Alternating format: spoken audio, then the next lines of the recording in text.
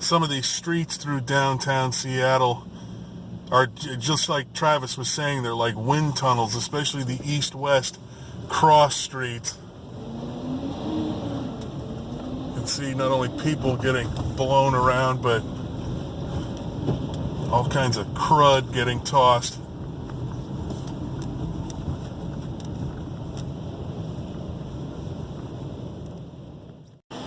So we're at Urban Hardwoods in Belltown, Seattle, where this big sign got knocked down by the wind, and this is the manager, Travis. Travis, what happened?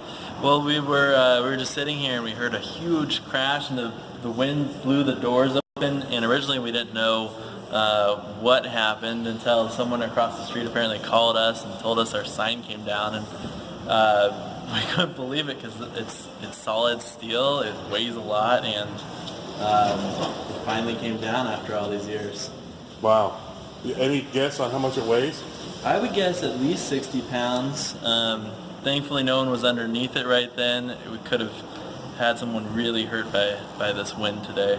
And you didn't hear the crash? We did hear it. We actually thought it was some other sign that came down originally. We never thought it could have been our own sign that's hanging up high. It's quite a bit of damage to it too. I don't think we can salvage it even. The steel actually completely sheared off there. Oh, wow. Yeah. And there's two of them. Yeah. Well, it was a... both sides. Yeah, both sides. I mean, it just fell apart after it hit the ground. Yeah. Wow. I hate to make you go out in the elements, would you mind showing me where it was? Let me show it to you. Because it didn't even come off the brick. It actually, the steel itself ripped apart there. And the wires were exposed for a little bit before we got the power turned off. Oh, so it's backlit too then? It is, yeah. I mean, the cord's ripped out. Right here, right on Lenore, right across the first, we have quite the wind tunnel here, as you can see when people walk across the street. So I can feel it even standing sheltered by your building there, but you're not kidding. Right. This poor man was just getting blown to the side there. You can totally see it. Where did it land when it finally ended up? I think it landed a little bit around the corner there. You can see there's still some debris there. Yeah, it just came down hard. Wow, and no chance you can salvage it at all? I don't think so. I think it's going to be tough. It's pretty badly damaged.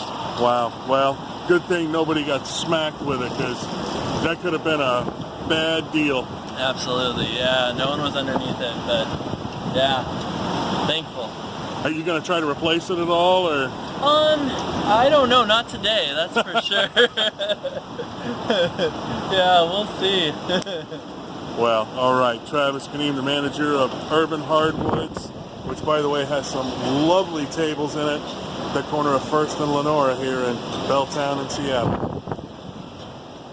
Windy, even our four-legged friends have to bear with it.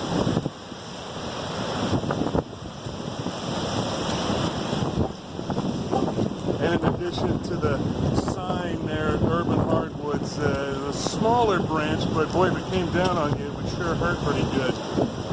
And we're going to be seeing a lot of that today. You can also see those street signals just blowing like crazy.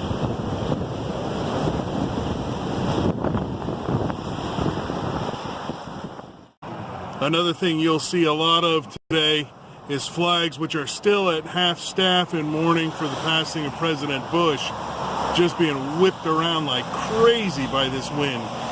This one here is on 4th Avenue in Soto, right across from the post office.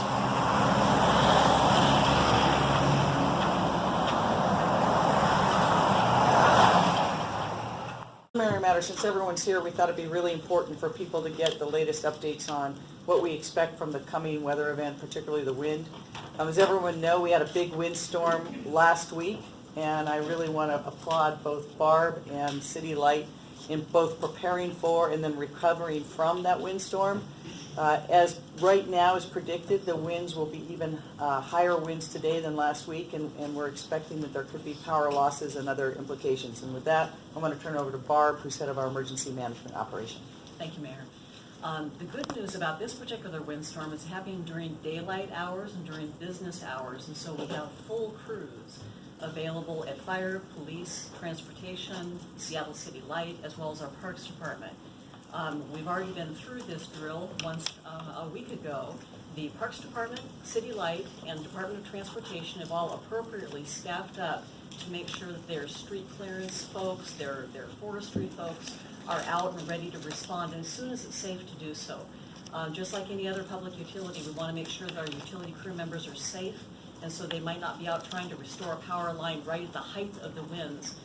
Those winds are expected to peak, as I think your news directors will tell you, your weather folks will tell you, somewhere between about an hour from now through late afternoon.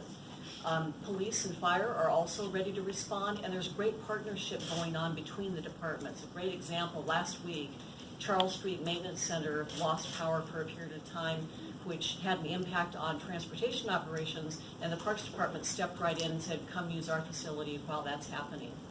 Our staff duty officer in the Office of Emergency Management is in our Emergency Operations Center right now and will be all day, monitoring the impacts of the weather and making sure things are well coordinated and that everyone in the field has the resources that they need. I highly recommend following the blog and Twitter posts that the Department of Transportation puts out to give the latest information.